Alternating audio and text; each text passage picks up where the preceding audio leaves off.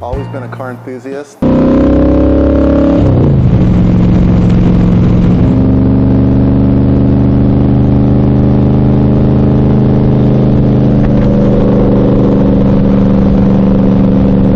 of my brothers was a race car driver. My other brother had, back in the 60s, they all grew up in the 60s, had hot cars, drag raced them. So my father, when he was young, was a hot rodder also.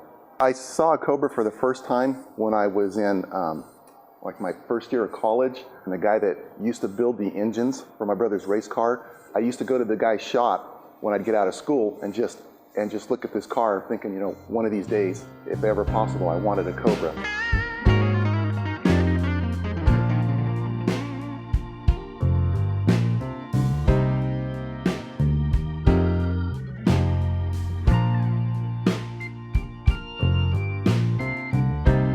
Finally, 3 years ago, I was in a position to buy one. Even though it's not a real one, it's a replica, but it's about as close to real as I can get. This car was built in 2001. The guy that I bought it off of was asking $50,000 for it, and I got him down a little bit on it. When I bought the car, it had a 520 cubic inch Ford engine in it, a little over 600 horsepower. What's in it now is a 1966 427 side oiler, what originally came in the Cobras back in '66. 30-something years ago, I was going to build a Cobra, and I started getting parts for it, and I found an engine, I bought it. This engine was originally put in a boat, was in a boat for years until the guy blew it up, and it was too expensive for him to rebuild it, and I paid $2,500, and I had to put it together. I had the engine partially rebuilt. Then when I figured I wasn't going to be able to do the car at that time, I wrapped the engine in plastic and put it in storage, hoping at one point that I would be able to put the engine into a car. And I say 33 years later, when I bought this car, I took the engine out of storage, had the engine completely rebuilt, and pulled out the engine that came in this car and put that 427 in it. At today's prices, these engines are around $35,000. 427 side oiler has been an extremely rare engine. They only made them for a few years, and they were strictly only for high performance. They only came in a few Fords. Ford did not have a racing program in the 60s. Ford's racing programs were basically farmed out to a company called Holman & Moody, and they handled Ford's racing back in the 60s, which was stock cars. And this engine that's in this car came from Holman & Moody's shop. So it's a Holman & Moody built high performance engine, which makes it even a little bit rarer engine.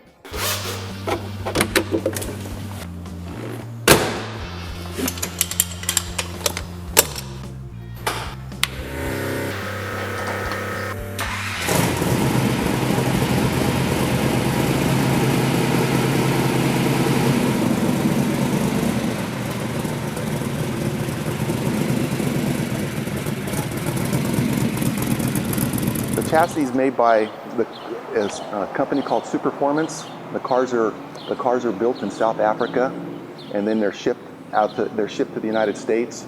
They're complete cars. The only thing that's not comes with the car, they don't come with an engine or transmission.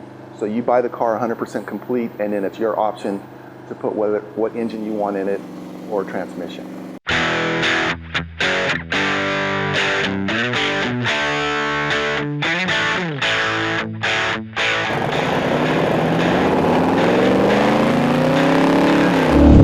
Suspension stuff, the shocks, all that are new technology shocks, but the design of the suspension, everything is pretty much like they were back in the 60s. Those cars are identical to what the 60s Cobras were. Round tube frame, every dimension, everything. These cars are not 100% exact of what the Shelby Cobras are. The original Cobras came with round tube frames. These are square tube frames. The only other thing that kind of gives it away is the roll bar. And a Superformance is not as tall as what comes in a Shelby. But other than that, they're almost identical cars. You can still buy what they call a continuation Shelby. And Shelby made an agreement with Superformance years ago that he licensed Superformance cars, so they are a licensed Shelby product. But you can buy Superformance or you can buy Shelby's, but there is a price difference between the two cars. Shelby actually makes these engines again. They're all aluminum engines, aluminum block, aluminum heads, This isn't. This is cast iron, block cast iron heads. So this is basically 427 side oiler, but this is what you'd say an old school engine, not the new ones. They're great engines, a lot of horsepower and stuff, but you do not have the originality of having a 1966 engine.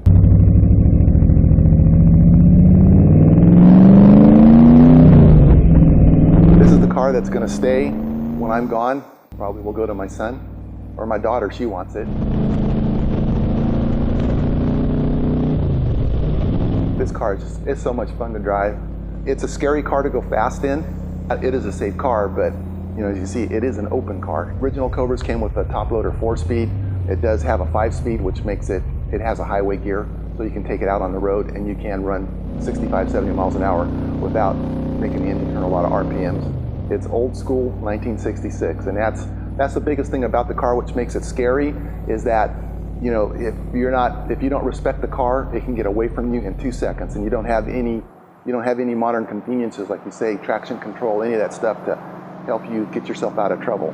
You will get into trouble. Yeah, that's what the car's about. It's just about what they were in the 60s, so it doesn't have any of the new stuff. When I bought the car, it had BF Goodrich Conch TAs. When those tires were on the car was extremely scary to drive. And I switched to these Nittos. The car is very predictable. The car, it hooks up, it will corner, so it's a lot more fun to drive. You can't spin the tires as easy as you could with the other ones, but it does feel way more safe to drive.